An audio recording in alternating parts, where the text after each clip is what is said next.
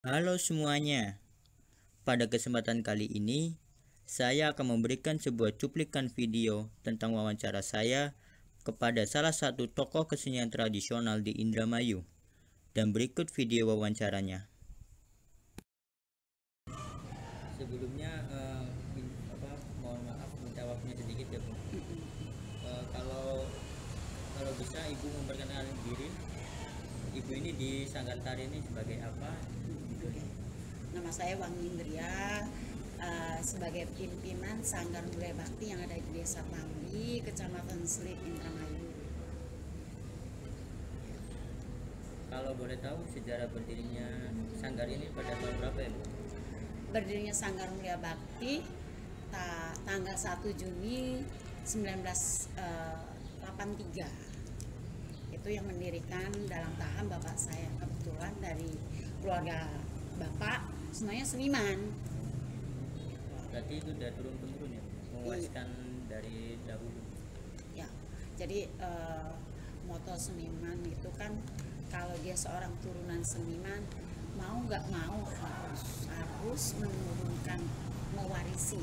Jadi kita jangan banyak saya kecil gitu ya, karena bapak kakek buyut sampai ke leluhur dari pihak bapak itu dalang wayang. Dan dia juga kalau seorang dalang wayang harus bisa main gamelan, bisa sulukan, bisa maksapatan, dia bisa membuat sebuah cerita yang karangan. Selain memang kalau wayang purwa ya kita wayang purwa itu tuh epos Mahabharata Ramayana, tapi kita seorang dalang begitu melihat sebuah kejadian dia akan bisa membuat sebuah karangan cerita. Jadi ketika wayang dalam wayang itu ada daerah yang menyukai tradisi atau cerita pakem, tapi juga dia ada yang non pakemnya gitu. Jadi seperti itu. Kalau berbicara wayang, apakah di sini wayang masih dilestarikan atau tidak di Sanggar Tari? Ya, kebetulan Sanggar itu kita sebenarnya sih dari bapak sebelum meninggal kita tuh ada, karena dari tahun 70-an bapak itu bagaimana dia berusaha untuk mewariskan sebuah kesenian tradisi, bukan keluarga dalang atau bukan keluarga seniman aja, tapi bagaimana masyarakat juga memiliki. Kita tidak mencetak seorang seniman, tapi ketika dia tahu sebagai orang Indramayu yang kaya dengan keseniannya, seni tradisinya, dia harus bisa memaparkan bahwa di Indramayu itu ada kesenian ini, ada tradisi ini, ada budaya ini. Jadi kita itu membuat sebuah muatan lokal. Dan kita itu ya santai aja, nggak memaksakan. Cuma kita itu jadi selain mengajarkan anak-anak bahwa ini belajar gamelan, ini belajar tari tradisi, ada kita lebih mewajibkan tari topeng ya kayak Indramayu, terus ada juga tari strimpi, terus kita juga kalau ada yang mau belajar wayang boleh, ada yang belajar macapatan, ada yang belajar berokan.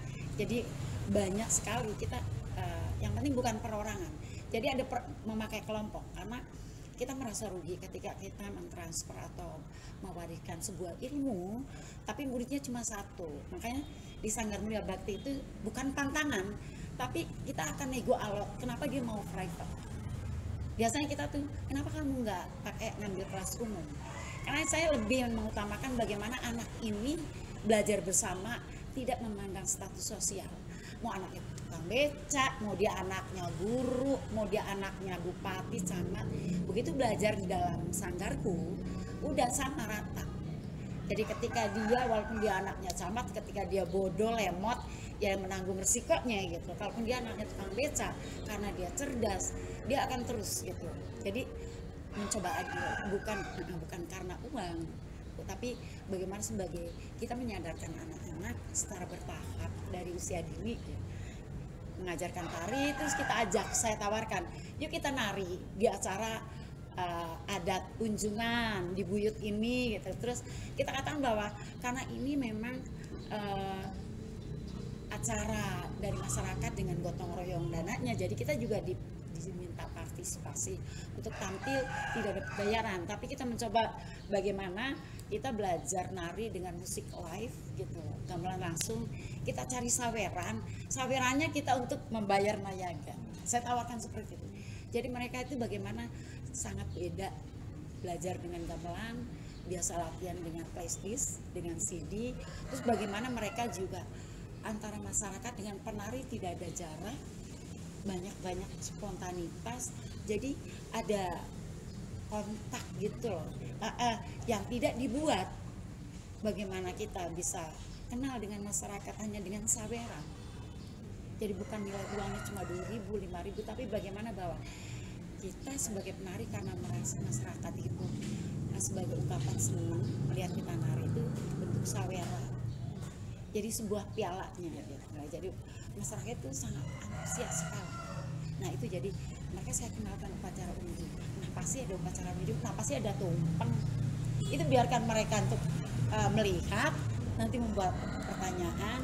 Kalau tanya ke ibunya, biasa tanya ke saya akan jawab. Jadi bagaimana seorang anak Indramayu dia mengerti tentang ini tari tradisinya dan ini budayanya. Jadi saya tidak memaksakan, karena ketika ada sebuah doktrin melarang, mereka mengetahui sendiri gitu loh. Jadi bukan katanya bahwa enggak kok aku acara ritual unjungannya seperti ini kok, kumpeng, makan bersama, berdoa bersama, sebuah silaturahim masyarakat yang hanya setahun sekali.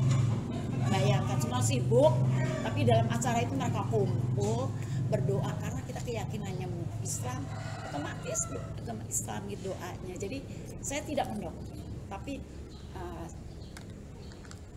melihat langsung anak-anak kecil tahu sendiri kan, kalau udah melihat langsung itu ada doktrin apa tuh udah mental gitu. Jadi salah satunya tujuan kita adalah bagaimana anak-anak Indramayu memiliki budaya dan seni tradisi seperti itu. Berarti untuk yang diajarkan tidak hanya satu tarian ya? Iya. Kan banyak tarian. Ya, kita wajibnya itu topeng karena kebetulan karena saya juga dulu belajar topeng itu revital. Generasi kita tuh pas di angkatan bapak itu punah. Di angkatan kakek itu sepupu kakek, kakaknya kakek itu bisa nari topeng. Begitu ke angkatan bapak, nurun ke bapak gitu, lebih banyak ada yang cuma kuli sawah, artinya jadi petani. Terus ada yang dia cuma lebih ke dalam wayang. Ya kalau dalam wayang otomatis dia bisa ngerawit, bisa buat wayang gitu loh. Jadi topengnya hilang. Begitu saya kecil didatangkan lagi, ini nggak cocok, ini berapa guru gitu loh, banyaknya cocok karena tari topeng dalam